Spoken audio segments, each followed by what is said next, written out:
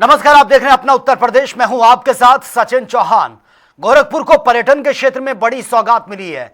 मुख्यमंत्री योगी आदित्यनाथ ने चिलू अताल के सौंदर्यीकरण और साथ ही पर्यटन विकास कार्यों का लोकार्पण किया है और करीब 20 करोड़ रुपए की लागत से विकसित इस परियोजना को रामगढ़ ताल की तर्ज पर तैयार किया गया है। बताया जा रहा है कि इस चिलुआ ताल में एक प्रमुख पर्यटन स्थल के रूप में ये उभरेगा और साथ ही यहाँ बोटिंग की सुविधा भी शुरू होगी। इससे पर्यटन बढ़ने के साथ साथ स्थानीय लोगों के लिए रोजगार के अवसर भी पैदा होंगे।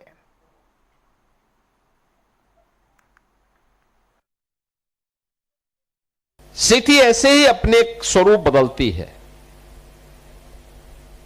हमारे बारे में लोगों के मन में अच्छी धारणा यहीं से प्रारंभ होती है। अब हमारी सिटी केवल स्मार्ट नहीं है, अब हम उसको स्मार्ट सिटी के रूप में, सेफ सिटी के रूप में और एक सस्टेनेबल सिटी के रूप में उसको आगे बढ़ाने की दिशा में आगे बढ़ चुके हैं। विकास की सारी प्रक्रिया स्वतःस्फूर्त भाव के साथ चल रही है। यही फर्टिलाइजर कारखाना आज से 6 वर्ष पहले बंद स्थिति में था।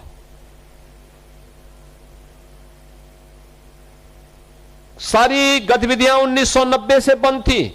आप सोचो, 1990 से लेकर 2021 तक 31 वर्षों तक गतिविधियां बंद थी। और तो अच्छा हुआ बीच के कालखंड में एसएसबी यहां आ गई, अन्यथा यहां का स्क्रैप भी सब गायब हो गया होता।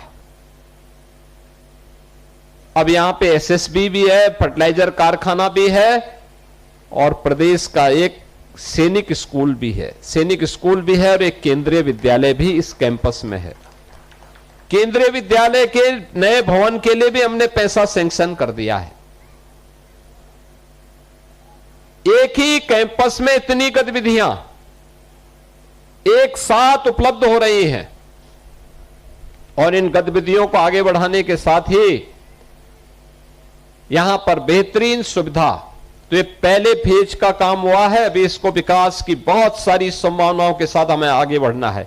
मैं स्वयं भी पहली बार यहां पे आया हूं देखने के लिए। हां, मैंने ये कल्पना जरूर की थी और मैंने ये पर्यटन विभाग को कहा था कि भाई उस ताल के बारे में, क्योंकि जब प्रधानमंत्री जी ने इस फर्टिलाइजर कारखाना का शिलान्यास किया था तब मेरे दिमाग में आया था और उस समय केंद्रीय मंत्री श्री पीयूष गोयल जी ने भी मुझे कहा था कि योगी जी इस वाटर बॉडी के बारे में कुछ करना चाहिए, क्योंकि फर्टिलाइजर को जल की आपूर्ति भी यहां से करनी थी और इसके पर्यटन विकास की दिशा से भी इसको आगे बढ़ाना था। इसीलिए हम लोगों ने उस समय प्रयास प्रारंभ किया जो मूर्त रूप ले रहा है। उसका पहला फेज है। इसके बाद के अन्य फेज में आप देखेंगे कि इसको हम रामगढ़ ताल की तर्ज पर ही बेहतरीन स्वरूप दे करके गोरखपुर के एक बेहतरीन टूरिज्म डेस्टिनेशन के रूप में स्थापित करके इको टूरिज्म का एक बेहतरीन केंद्र बनाएंगे, वाटर स्पोर्ट्स का केंद्र बनाएंगे, फ्लोटिंग सोलर का भी एक कोल इंडिया के साथ मिलकर के हम लोग यहां पे एक सोलर का पावर प्लांट भी यहां पर स्थापित कर रहे हैं जो 20 मेगावाट की बिजली देगा। 20 मेगावाट का मतलब गोरखपुर की पूरी सिटी को बिजली की आपूर्ति यहां के सोलर प्लांट से उपलब्ध हो सकती है। कानपुर देहात में न्याय की तलाश में भटक रहे एक पीड़ित परिवार ने आखिरकार कैबिनेट मंत्री संजय निषाद के सामने अपनी फरियाद को रखा है।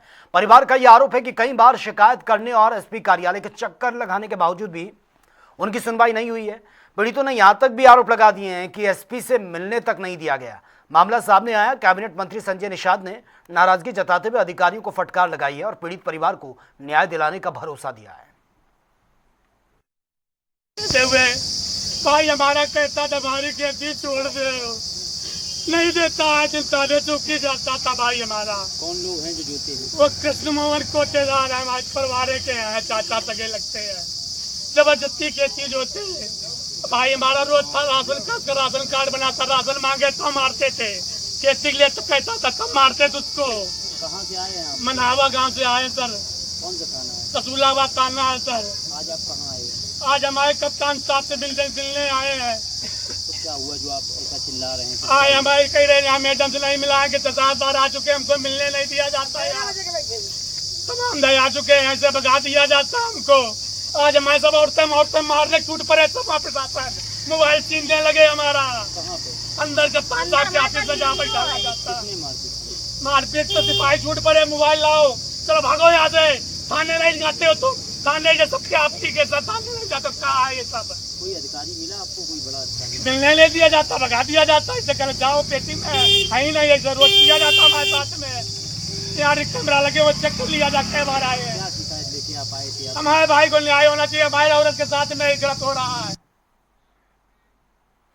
हापुड़ में प्रशासन ने अवैध कब्जों के खिलाफ बड़ी कार्रवाई शुरू कर दी है। सिटी कोतवाली क्षेत्र के लज्जापुरी चमरी इलाके में सालों से किए गए कथित अवैध कब्जों को हटाने के लिए प्रशासन ने मंजूरी दी है, जिसके बाद नायब तहसीलदार भारी पुलिस बल के साथ मौके पर पहुंचे अतिक्रमण हटाने की कार्रवाई में जुट गए हैं। कार्रवाई की सूचना मिलते ही कुछ लोगों ने इसका विरोध भी किया, लेकिन प्रशासन की मौजूदगी में कब्जा हटाने का अभियान जारी रहा। प्रशासन का कहना है कि सरकारी भूमि और सार्वजनिक स्थानों पर अवैध कब्जों के खिलाफ आगे भी इसी तरह से कार्रवाई जारी रहेगी।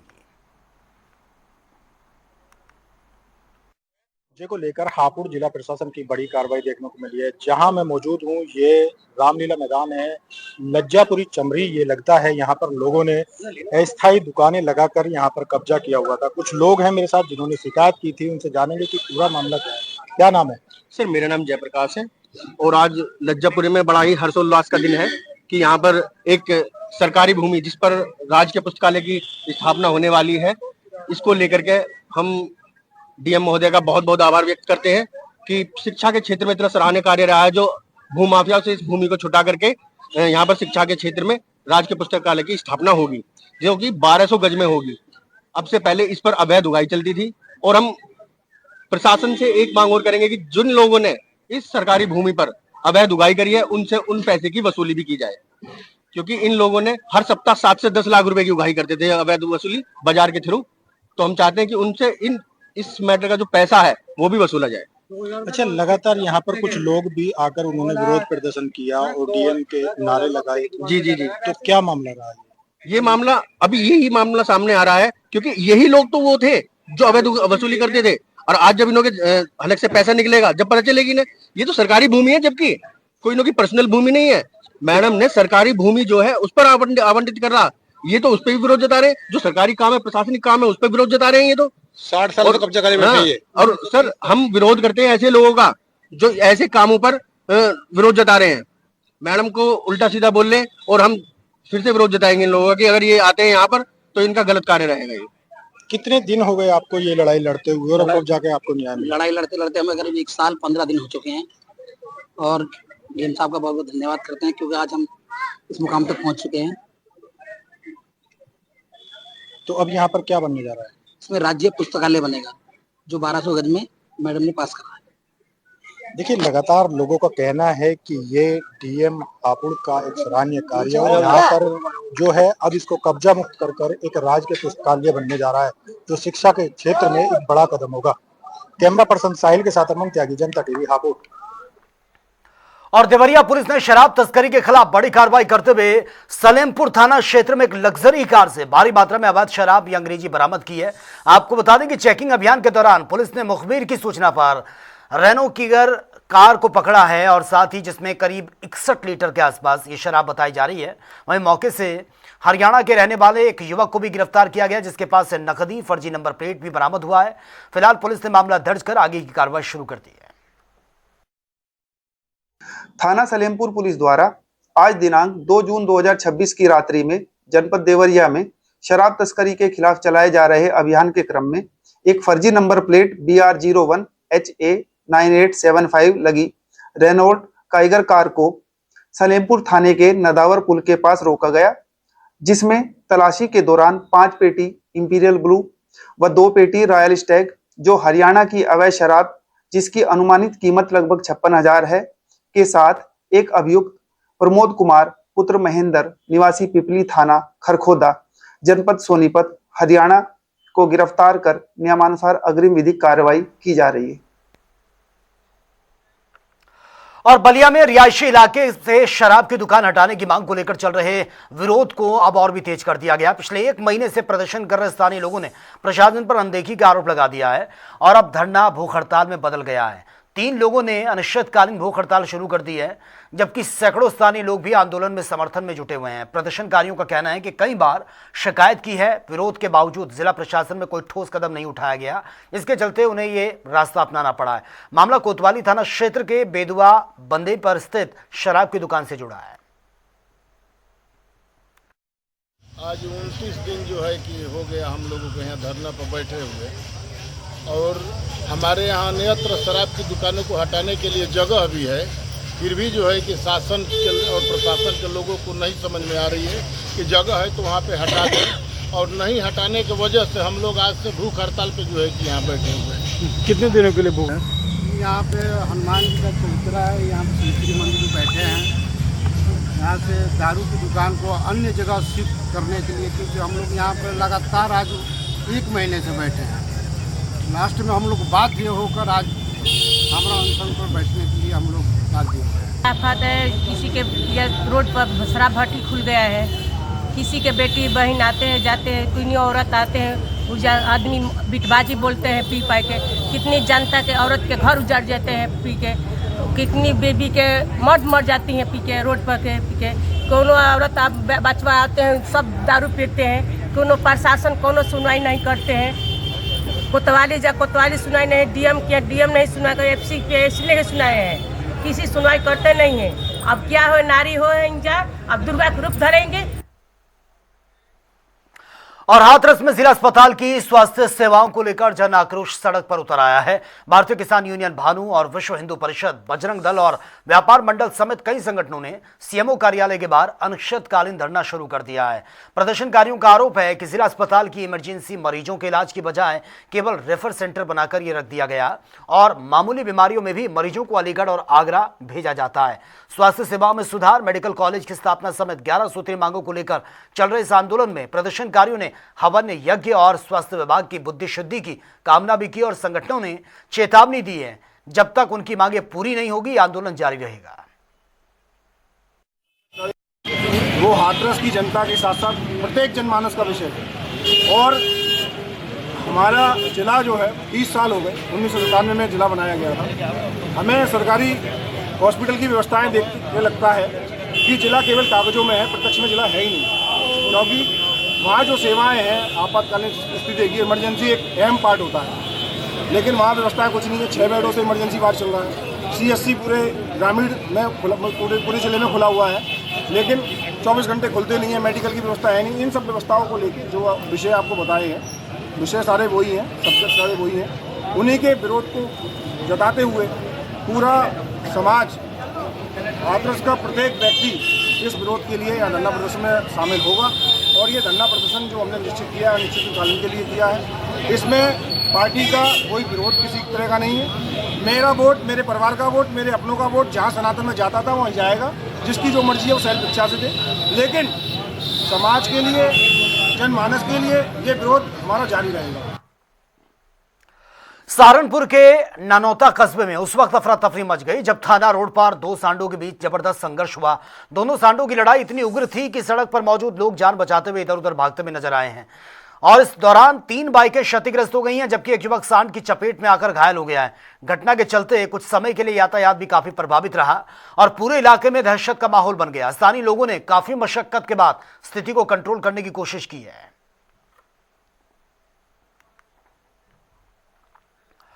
राजधानी लखनऊ के इंटौजा थाना क्षेत्र से रिश्तों को शर्मसार कर देने वाली एक सनसनीखेज वारदात सामने आई है। यहां पर एक मामा पर अपने ही भांजे की गला दबाकर हत्या करने का आरोप है।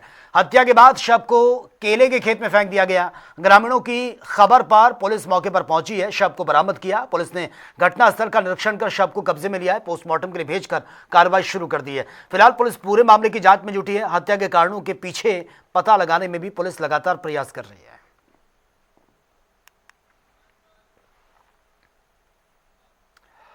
और प्रयागराज में जेठ महीने के 5वें बड़े मंगल पर हनुमान मंदिरों में श्रद्धालुओं का जनसैलाब देखने को मिला है। सुबह से ही जो भक्त हैं बजरंगबली के दर्शन और पूजा अर्चना के लिए मंदिरों में पहुंचे। दरअसल धार्मिक मान्यताओं के अनुसार बड़ा मंगल का दिन हनुमान जी की आराधना के लिए बेहद शुभ और फलदायी माना जाता है। इस साल अधिक मास और पुरुषोत्तम मास के विशेष संयोग ने इस पर्व के महत्व को और भी बढ़ा दिया।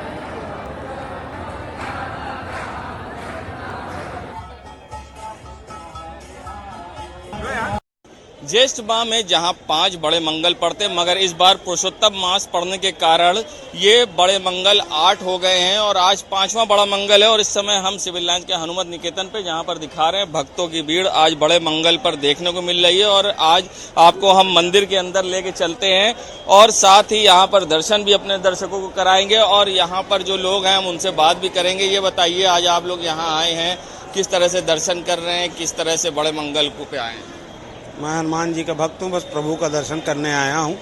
इसकी बहुत उत्साह है। ठीक है, बहुत उत्साह है भाई। चलते हैं अंदर और देखते हैं किस तरह से भक्त यहाँ पर आज बड़े मंगल पर दर्शन कर रहे हैं, पूजा अर्चना कर रहे हैं। क्योंकि आप देख सकते हैं यहाँ पर किस तरह से भक्तों की भीड़ है और भक्त यहाँ पर विधि विधान से पूजा अर्चना कर रहे हैं, आरती कर रहे हैं, हनुमान चालीसा का पाठ कर रहे हैं, सुंदरकांड का पाठ हो रहा है। आपको हम दिखा रहे हैं तस्वीरें आपको प्रयागराज से, जहां पर आज 5वें बड़े मंगल पर विधि विधान से यहां पर पूजा अर्चना हो रही है। और आपको दिखा रहे हैं यहाँ पर देखिए किस तरह से नौजवान हो, युवती और युवा जो भी हैं, हर कोई यहाँ बैठकर सुंदरकांड का पाठ कर रहे हैं। और आज 5वां बड़ा मंगल है। कहा जाता है कि आज ही के दिन हनुमान जी भगवान राम से मिले थे और आज ही के दिन उन्हें चिरंजीवी का ये वरदान भी मिला था। फिलहाल आपको अब दिखा रहे हैं यहाँ पे किस तरह से देखिए भक्तों की भीड़, अपने सहयोगी से कहेंगे दिखाएंगे कि किस तरह से यहाँ पे। ये बताइए, आज आप लोग दर्शन करने आए हैं, क्या बड़े मंगल का महत्व, क्या कुछ खास है? पौराणिक महत्व के हिसाब से जेठ मास का जो मंगलवार है इसकी विशेष महत्ता है और अधिक मास के संयोजन हो जाने की वजह से इसमें भी जो है कुछ और कहते हैं कि अधिक मास के मंगलवार के दिन, बड़े मंगलवार के दिन भगवान श्री राम से बजरंगबली महाराज की जो है मुलाकात हुई और इसी दिन उन्होंने इनको चिरंजीवी होने का वरदान दिया। और बजरंगबली भगवान जो है हमारे सप्त चिरंजीवियों में एक हैं जो आज भी साक्षात इस धरती पे मौजूद हैं। इसी की वजह से हम लोग आकर के उनका दर्शन करते हैं और उनका आशीर्वाद प्राप्त करते हैं। कहा जाता है कलयुग के भगवान हैं, इनकी पूजा कलयुग होती है, किस तरह से क्या है? हनुमान जी प्रभु श्री राम के भक्त जो कि कलयुग के देवता माने गए हैं और इनको कलयुग केवल नाम आधारा, इसलिए हनुमान जी के नाम से ही जो होगा हनुमान जी को कलयुग का प्रमुख देवता माना जाता है। प्रमुख देवता माना। आज आप लोग आए, किस तरह दर्शन करें, कितना उत्साह है? उत्साह तो बहुत है, बड़ा मंगल है। इस मंगल का तो दर्शन अपने आप में अद्भुत होता है। तो देखिए अद्भुत होता है और लोगों में उत्साह है। फिलहाल आप देखेंगे यहाँ पर जो महिलाएं हैं, पुरुष हैं, हर कोई पहुंच रहे हैं, हनुमान जी के दर्शन कर रहे हैं, पूजा अर्चना। आप लोग आए हैं, दर्शन कर रहे हैं, पूजा अर्चना, कितना उत्साह है? आज क्या वरदान मांगेंगे हनुमान जी, क्योंकि आज बड़ा मंगल भी है? अब वो देने वाले हैं, वो जो देंगे अच्छा देंगे, अपनी मर्जी से क्या है, वो जो है जो उनकी मर्जी से वो ज्यादा अच्छा है। कैसा दर्शन की व्यवस्थाएं हैं? बहुत बढ़िया है, सिक्योरिटी अरेंजमेंट्स बहुत अच्छे हैं, बाहर भंडारे की भी व्यवस्था है। देखिए भंडारे की व्यवस्था है, सिक्योरिटी बहुत अच्छी है और इस तरह से हर कोई यहाँ पहुँच रहा है और हनुमान जी के दर्शन कर रहा है। कोई चालीसे का पाठ कर रहा है तो कोई सुंदरकांड का पाठ कर रहा है। हर कोई बड़े मंगल पर हनुमान जी की भक्ति में लीन है और पूरी विधान से पूजा अर्चना कर रहे हैं और दर्शन कर रहे हैं। वीडियो जर्नलिस्ट शामू कुशवाहा के संग सैयद मोहम्मद आमिर, प्रयागराज। हापुड़ में भीषण गर्मी के बीच किसानों पर चोरों की मार ने हालात को और भी मुश्किल कर दिया। दादरी गांव में 5 दिन पहले चोरों ने किसान के ट्यूबवेल पर लगा ट्रांसफार्मर चोरी कर लिया, जिसके बाद से किसानों की सिंचाई व्यवस्था पूरी तरह से ठप पड़ी है। सूखे की स्थिति के चलते फसल बर्बाद होने की कगार पर पहुंच गई, जबकि किसान लगातार अधिकारियों के चक्कर काटने को मजबूर हैं। किसानों का आरोप है कि उन्होंने जिलाधिकारी से लेकर विद्युत विभाग के एमडी तक शिकायत की है, लेकिन अभी तक समाधान नहीं हुआ है, सिर्फ आश्वासन मिला है। वहीं बिजली विभाग के जेई और लाइनमैन फोन न उठाने के गंभीर आरोप उन पर भी लगाए जा रहे हैं।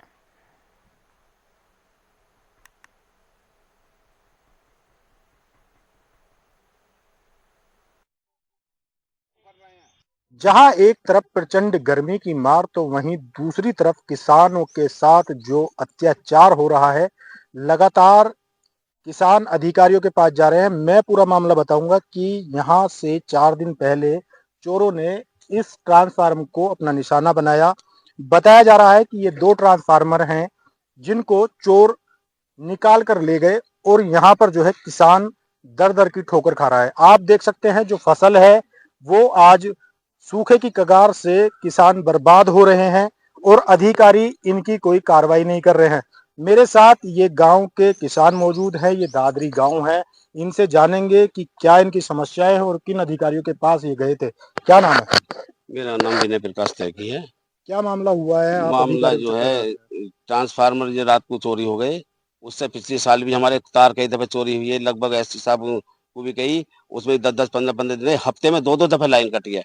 अब हमने जो क्या करा कि तार जो है ना सिंगल उधेड़ के जो करें, जब 12 चल पाई है कुछ 2-4 महीने से।